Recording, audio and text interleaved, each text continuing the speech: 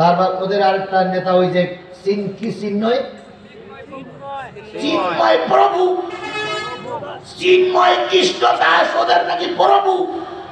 তাহলে প্রভু ওদের দেবতা, ওদের দেবতারে ধরিয়ে জেলখানায় নিয়ে গেল পুলিশ, অথচ দেবতা কিছুই করতে পারল না। তাহলে ও কোন দেবতা? আমার ভাইয়েরা, ভারতে ইসলাম প্রচারের জন্য ওই মসজিদ যখন ইমাম সাহেব উদ্বুদ্ধ করলেন, ছেলেটা এসে বাড়ি এসে দেখে মা যায় নামাজে, মার মুখের কাছে মুখ লাগাই বলতেছে, মা আমি না কোরআনের হাফেজ, আমি কোরআনের দাওয়াত নিয়ে ভারতে যাব। যদি লোকের মতো লোক হয়, একজন লোক অনেক কিছুই করতে পারে। মা বলতেছে, বাজান তুই কোরআনের হাফেজ, আর বাকি ছেলেরা নামাজ পড়ে না, তুই আমাকে ফেলাই রেখে চলে যাবি? ছেলে তখন বলতেছে, মা তুমি দোয়া করো, যদি কোরআনের দাওয়াত নিয়ে ভারতে যাই আর ভারতে যদি মারা যাই, তোমাকেও আল্লাহ জান্নাতের মেহমান বানাবে, আমাকেও জান্নাতের মেহমান বানাবে। যে যেমন কথা তেমন কাজ। ছেলে আর মা প্রস্তুতি নিল। এবার সংবাদ পাওয়া গেল মিশর থেকে একদল মানুষ ভারতে ব্যবসা করার জন্য যাবে। হাফেজ সাহেব চিন্তা করলো, আমিও ওই কাফেলার সঙ্গে যাব। কি করার জন্য? দাওয়াত দেওয়ার জন্য। ওরা যাবে ব্যবসা করার জন্য, আর আমি যাব দাওয়াত দেওয়ার জন্য। ছোট ছোট হাফেজরা ভালো করে শোনো, তোমাদের দিকে জাতি তাকাই আছে, আমরা তাকাই আছি, বিশ্ব তাকাই আছে। বাংলাদেশের হাফেজ সাহেবরা বিভিন্ন বিশ্ব মডেল থেকে, বিভিন্ন বিশ্ব দরবার থেকে বড় বড় প্রাইজ নিয়ে আসতেছে আমাদের হাফেজ সাহেবরা। কথা বলেন, কথা বলেন।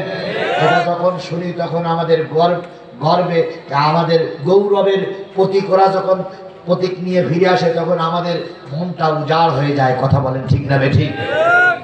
হাফেজ সাহেব বলল, আমি যাব দিনের দাওয়াত দিয়ে। ওরা আসবে ব্যবসা করার জন্য। ওদের কাফেলা আছে 39 জন। হাফেজ সাহেব ওদের কাফেলায় যখন যোগ দিতে চাইল, তখন ওদের কাফেলায় লোক হয়েছে কয়জন? 19 জন আসবে কি করার জন্য? ব্যবসা করার জন্য। আর একজন আসবে কিসের দাওয়াত দিয়ে? আল্লাহর কোরআনের দাওয়াত দিয়ে। মা যখন বুঝলেন 7 বছর 8 বছরের বাচ্চা আমার কথা শুনবে না, মা কিছু রুটি বানালেন, কিছু খাদ্য তৈরি করে দিলেন, এই কোরআন শরীফটা গেলাবের ভিতরে ঢুকালেন।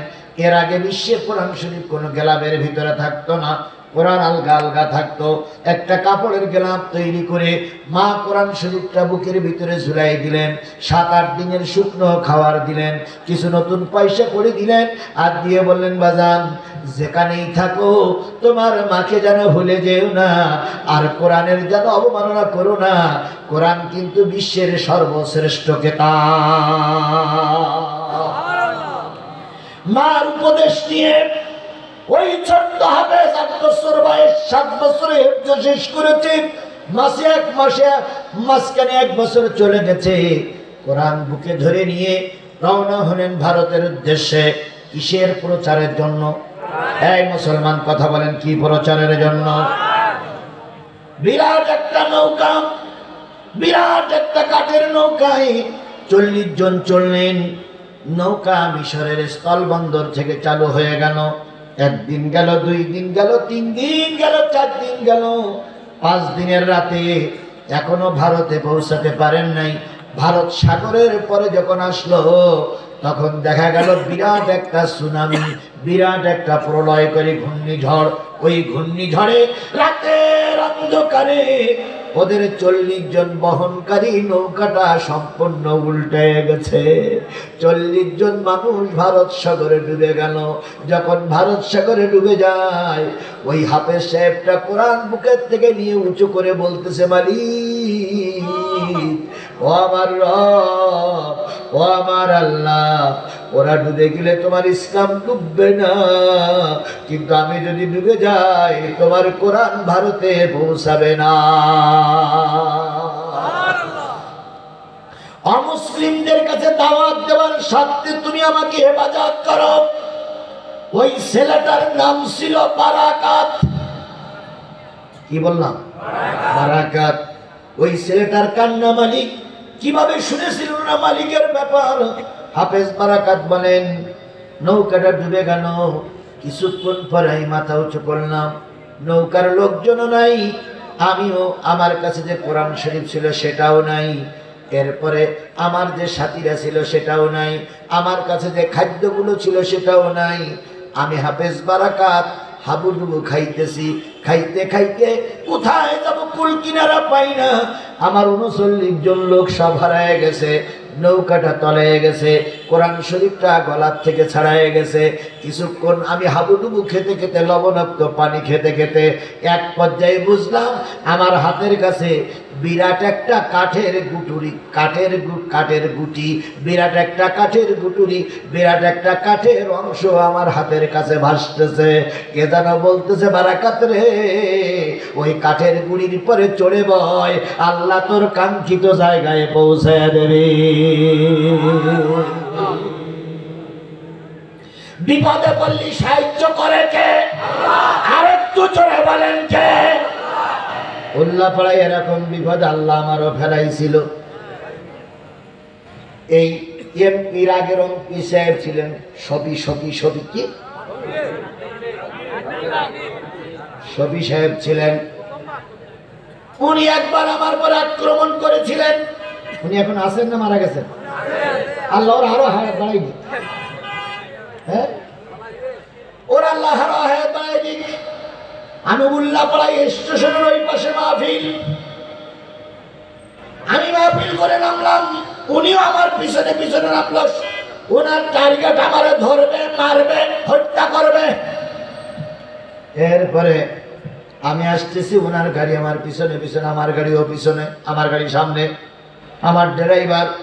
আর আমি চিন্তা করেছিলাম আজকে মারাই যাব, কারণ ওর সঙ্গে একটা পুলিশের গাড়ি আছে আর ওনার দল বল আছে। উনি আসতেছে, আমিও আসতেছি, হঠাৎ করে একটা ব্যাকর বাঘ। ড্রাইভার বললে, স্যার কি করবাই? বানাই বাঘের ডাইনি গাড়ি সোজা চালা। সোজা কিছু দূর ভিতরে যেই একটা ছোট ব্রিজের ওখানে যেয়ে সব লাইট অফ। উনি মনে করলেন বাঘ ঘুরে সোজা রাস্তায় হুজুর চলে যাচ্ছে, পুলিশও সাইরেন দিতে দিতে চলে যাচ্ছে। আমাকে নামাই দিল।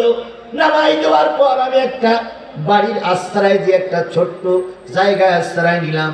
ওনারা আবার ঘুরে এসে এই গাড়িটারে পেয়েছে, গাড়ি পেয়ে বলতেছে গাড়ি কোথার? তখন ওই ছেলেটা বলতেছে এখানে একজন ভাড়ায় আসছে, তাই নিয়ে আসছি। কয় এই গাড়ি থেকে হুজুর ছিল? আমি হুজুরের চিনিই না। আমার বিশ্বাস ওই দিন যদি এই জান্নাতি মানুষটা,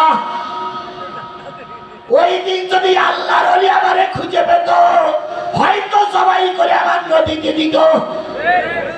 সেদিন কে বাঁচিয়েছিল? কিসের জন্য? আমি শুধু এতটুকু বিশ্বাস করি, আল্লাহ যত বড় বিপদ থেকে তুমি আমারে বাঁচিয়েছো, সবটা ছিল তোমার কোরআনের জন্য। আপনারা ওয়াজে দেখেছেন, আপনার এক মাহফিলে 3টে গুলি হয়েছে। না দেখলে আজকে যে বাড়িতে সার্চ করবেন, এরকম 8-10 জনের দূরে একটা ছেলে প্যান্ট শার্ট পরা, তার পাশে আরো 2 জন আছে। 3 জন বেশ মাহফিলের শুরু থেকেই বসে আছে। আমি ওদের সাইড চলন দেখে একটু ভয় পাচ্ছি, তারপরে কিছু বলতে পারছি না। ওয়াজ অর্ধেকটা হয়ে গেছে, হঠাৎ করে ওখান থেকেই পিস্তল বের করে গুলি। আমার যখন ডাইন পাশে কানের পাশ থেকে গুলি চলে যায়, আমি যদি মাথাটা একটু না ঘোরাতাম, ডাইরেক্ট ডাইন চোখ বেডে গুলিটা বেরিয়ে যেত। আবার বাম পাশের থেকে গুলি করলো, আমি আবার এই দিক ফেললাম, গুলিটা ওই পাশে বেরিয়ে গেল। এবার ডাইরেক্ট আমাকে শুট করলো। আমি মাথাটা নিচু করে টেবিলের পরে লাগালাম। 3টা গুলি যখন হলো, জনগণ তার মধ্যে ঠিক পেয়েছে। জনগণ ওদের পরে আক্রমণ করলো, ওরা দৌড়িয়ে পালায় চলে গেল। আবার সেই মাহফিল শেষ পর্যন্ত হয়েছে। আর এই যে গুলির থেকে বাঁচালেন কে? ওই যে নেতার আক্রমণ থেকে বাঁচালেন কে? তাহলে সেই আল্লাহ হাফেজ বারাকাতের জন্য সাগরের বুকে রহমত করতে পারে না, পারে না। কারণ দুনিয়ায় যত বড় বিপদ হোক আল্লাহ তার কোরআনকে টিকায়ে রাখবে। হাফেজ বারাকাত বলেন, আমি এবার সারা রাত আর ভারত সাগরে থাকলাম। পরের দিন সারা দিন কাঠের পরে ঘুরতে লাগলাম। পরের দিন রাত চলে গেল। ভোর যখন হলো তখন আমি খেয়াল করলাম একটা দেশ দেখা যায়, কিছু মাটি দেখা যায়, কিছু দ্বীপ দেখা যায়। আমি ওই দ্বীপের কিনারায় যে কাঠের থেকে নেমে দ্বীপের পরে শুয়ে পড়লাম। আমার পরনে তখন কাপড় ছিল না, সব ওই সাগরে চলে গেছে। আমি সম্পূর্ণ উলাঙ্গ। হাফেজ বারাকাত বলেন, পরনে আমার কাপড় নাই। 3 দিন কোনো খাওয়া